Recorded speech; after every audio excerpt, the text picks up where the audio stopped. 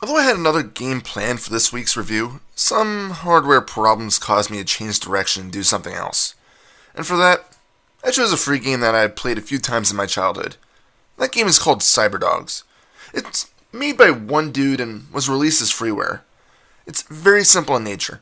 You pick one of 3 characters to blast your way through 10 stages and collect items. For as simple as it is, it's actually really fun to play. First and foremost, one of the biggest problems with the game is that there's no music. Although there is a setting to play music in the options.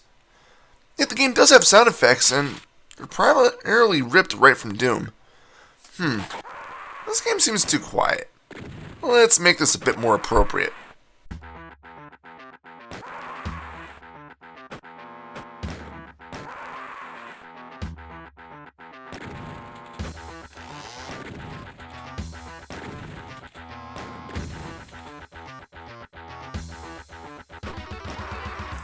Much better.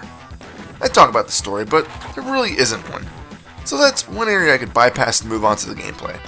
Basically, you get dropped into each level at a random spot, and are tasked with a combination of 3 different objectives. Most of the time, you just need to collect a predetermined amount of objects resembling secret data, such as files, floppy disks, documents, and teddy bears. Once you find all the objects that are required, you can either choose to end this mission by finding the exit point, or continue on killing enemies and finding more collectibles. Another objective may be to kill a certain amount of enemies. Typically this ranges between 50 and 80. The final objective that may be required, although rare, is to destroy 1 or 2 enemy reactors.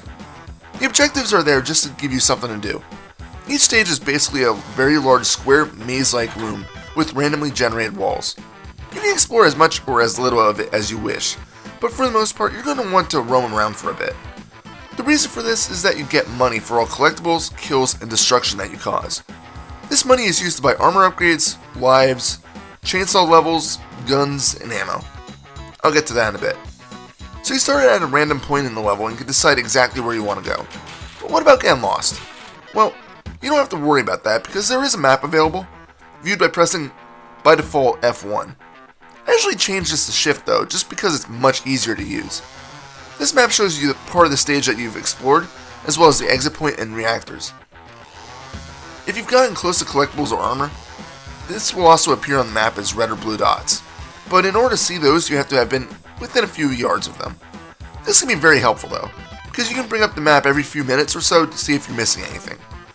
Also, although there is a timer on the top of the stage, I don't think there's actually a time limit.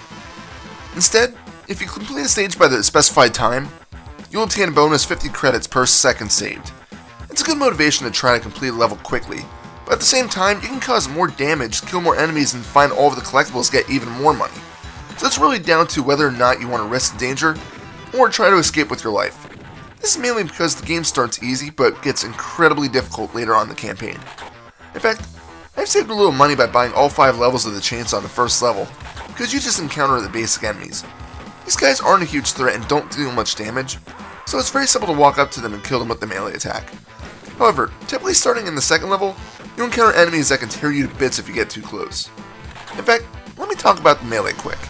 In order to perform melee kills, you just walk up to an enemy and basically move through them. Depending on the enemy, you may or may not take damage at the same time. Some enemies have no melee attack, whereas others can do just as much damage to you as you do to them, such as the slower gray outfitted guys. If you learn which enemies have the higher melee attack, you'll know who to shoot and who to save your ammo on. Also, the higher your chainsaw level is, the better melee damage you do. So if it's maxed out, you'll probably chop down enemies in sight in a split second. If you prefer to keep your distance, there's a good selection of firearms available. Sadly, not many of them are very useful. The power gun is probably the more basic gun and one you'll sometimes find in the levels. It's fairly cost effective and kills most enemies in one hit. Sadly, it's also one of the best weapons. The blaster is the cheapest, but it's also the weakest, although it does fire pretty quickly. The flamer is really crappy since it lacks true damage and really has a short range. You're best off buying the chainsaw skills than using a flamethrower. The minigun is a pretty good weapon, but it still doesn't have the power of the power gun.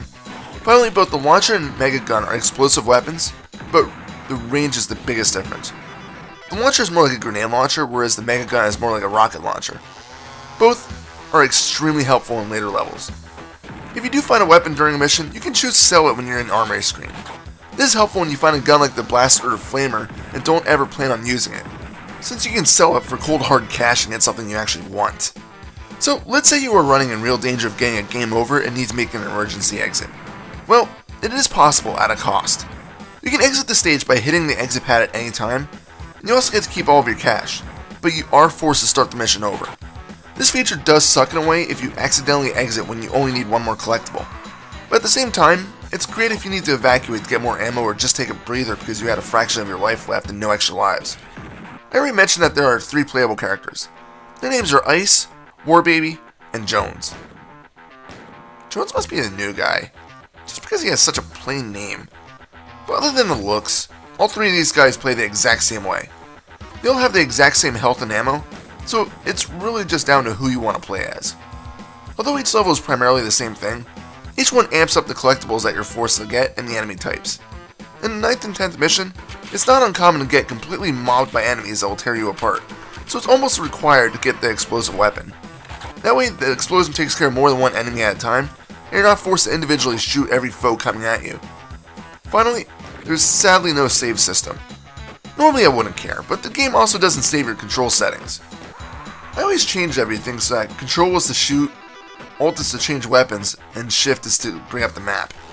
But the problem is that every time I started the game again, these needed to be reset. Strangely though, the game will keep track of your high scores. Thankfully, each campaign is completable within about 30 to 60 minutes, depending on how much time you want to devote to exploring.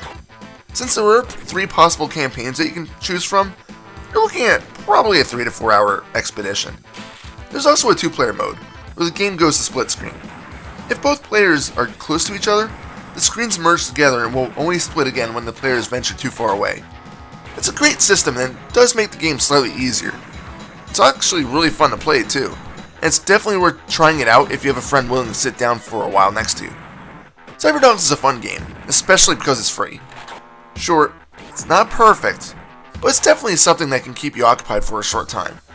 If you have a chance, give it a shot, but be forewarned that more likely than not, you'll need to use a DOS emulator such as DOSBox to run the game. Upon saying that, yes, I was able to successfully play the game in Windows 8, so you don't have to bypass it just because you have a newer computer. Final score? 8 out of 10. This is Reaper. Happy fragging.